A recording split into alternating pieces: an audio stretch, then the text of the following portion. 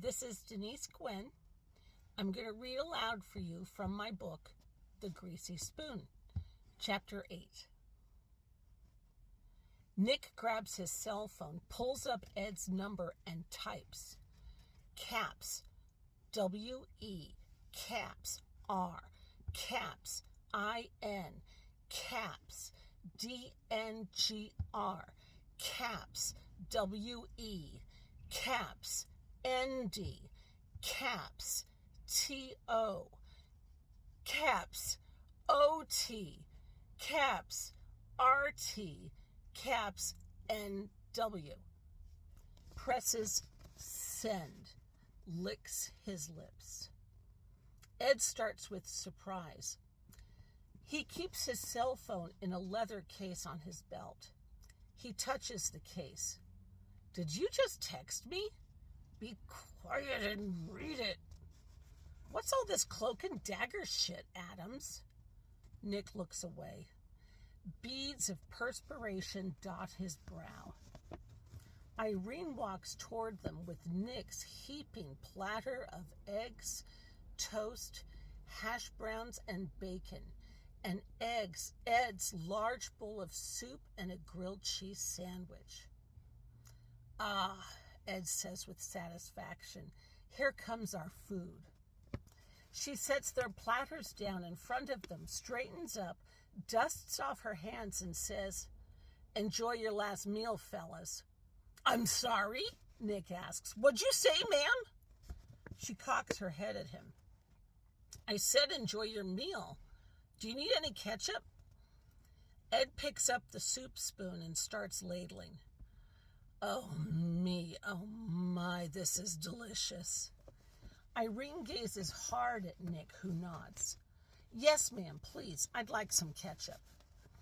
Irene grabs a bottle of ketchup off a nearby table, drops it off to them, then walks back over to the table with the farmers.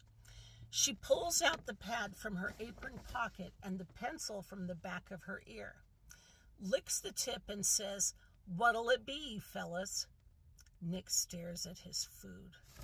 "Go on, eat." "Ed, will you please read my text?" "I'm hungry. I want to eat." "Ed, I want you to read it now." "You want me to read it now?" "Yes." "Oh, dear God. Okay, hang on. Jeezle, if you're going to be a girl about it." Ed pulls out his cell phone, slides his thumb across the screen, studies the text, sets the phone down onto the table, and picks up his spoon. "Ed, just eat your lunch. Or if you prefer, your hillbilly dinner." The back of Jeb's neck reddens. "Ed, come on and eat your lunch and then we'll go." Nick gazes at his food.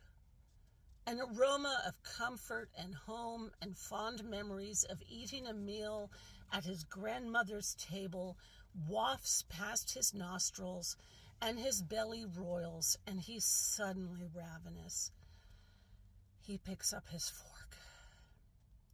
My last meal, my last meal, my last meal. Irene finishes taking the farmer's orders, and, on her way back to the kitchen, Ed grabs his empty coffee cup and holds it out. "Ma'am, when you get a chance." She smiles. "Sure, hun." Ed flashes Nick a grin. "There," his grin says. "How bad can it be if the waitress is calling me hun?" Nick presses his fork into the pillowy mound of egg. He loves the moment when the yolk breaks and creamy yellow compote oozes across the plate.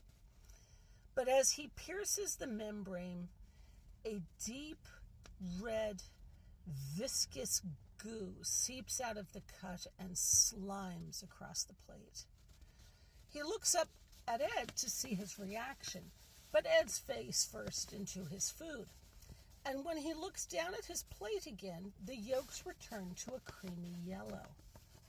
His hand trembling, He scoops up some egg, studies it for a long moment, then puts it in his mouth and chews.